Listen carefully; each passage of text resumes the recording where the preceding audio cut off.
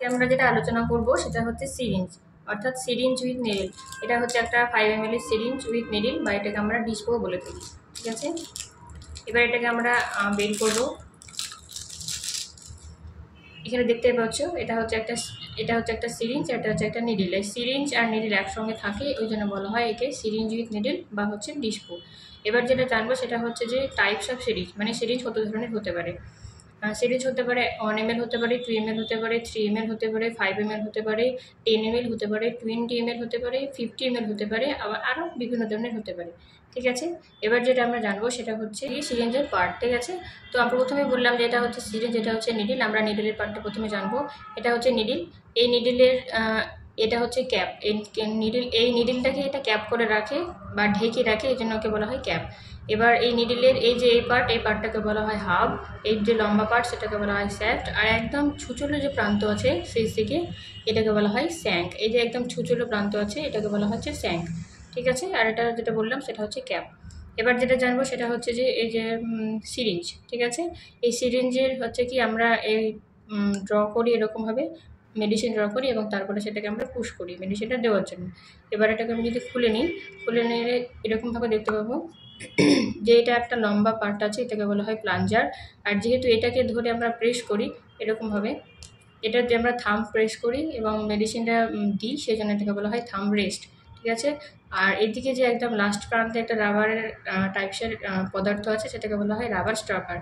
আর এই যে বললাম এটা হচ্ছে কি এই পুরো পার্টে সিরিঞ্জের এই পার্টটুকু হচ্ছে ব্যারেল, আর এটা হচ্ছে কি ফ্ল্যাঞ্জ, আর এই যে লাস্টের একটা প্রান্ত সেটাকে বলা হয় টিপস। আর এই যে আমরা দেখতে পাচ্ছি এখানে স্কেল করা আছে 1 ml, 2 ml, 3 ml, 4 ml, 5 ml, এটাকে বলা হয় স্কেল। ঠিক আছে, জানবো সেটা হচ্ছে যে এই যে সিরিঞ্জ উইথ নিডলের ইউজ। তো প্রথমে আমরা যেটা জানবো সেটা হচ্ছে 1 ml বলেছিলাম। ওই 1 ml এর ইউজ হচ্ছে যে বাচ্চাদেরকে মেডিকেশন বা আইএম অর্থাৎ ইন্ট্রামাস্কুলার যে ইঞ্জেকশন আছে সেই ইঞ্জেকশনগুলো দেওয়ার জন্য ইউজ করা হয় 1 ml এর সিরিঞ্জ। আর স্পেশালি হচ্ছে ভিটকে যে ইঞ্জেকশন হয় সেই ভিটকে ইঞ্জেকশন দেওয়ার জন্য ইউজ করা হয়। তারপর হচ্ছে কি যে 2 ml আর 3 ml, 2 ml আর 3 ml যেটা আমরা ইঞ্জেকশন যে সিরিঞ্জ ব্যবহার করব উইথ নিডল, সেটা হচ্ছে কি আইভি মানে হচ্ছে ইন্টারভিনাস ইঞ্জেকশন, আর হচ্ছে কি আইএম মানে যেটা ইন্ট্রামাস্কুলার ইঞ্জেকশন দেওয়ার জন্য ইউজ করতে পারি। এছাড়াও হচ্ছে আমরা ব্লাড ড্র করার জন্য 2 ml আর 3 ml যে সিরিঞ্জ উইথ নিডল সেটা ইউজ করি। তারপর হচ্ছে 5 ml, 5 ml সেম আমরা ইন্টারভিনাস যে ইঞ্জেকশন হয় সেটা দেওয়ার জন্য ইউজ করি, আবার আইএম দেওয়ার জন্য ইউজ করতে পারি।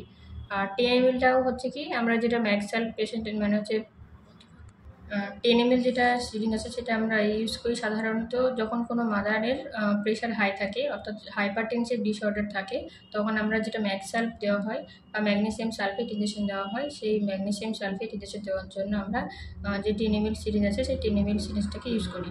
আর যেটা বললাম যে 50 সেন্টিমিটার মানে 50 সেন্টিমিটার যেটা হচ্ছে যে সিরিঞ্জ, সেটা আমরা কি করি সাধারণত যে রাইলস টিউব বা ওজি টিউব যেটা বলছি আমরা অরোগ্যাস্ট্রিক টিউব, অর্থাৎ যে সমস্ত পেশেন্টরা মুখ দিয়ে খেতে পারে না বা সলিড খাবার হচ্ছে চিবাতে পারে না, তাদের ক্ষেত্রে আমরা ওই অরোগ্যাস্ট্রিক বা ওজি টিউব ইউজ করি। এবং সেক্ষেত্রে কী করি আমরা যে প্রসেস আছে সেই প্রসেসের মাধ্যমে হচ্ছে কি লিকুইড খাবার ডাইরেক্ট ওর যেন স্টোমাকে পৌঁছে যায় সেরকম ব্যবস্থা করে ওই 50 ml এর সিরিঞ্জ ইউজ করি।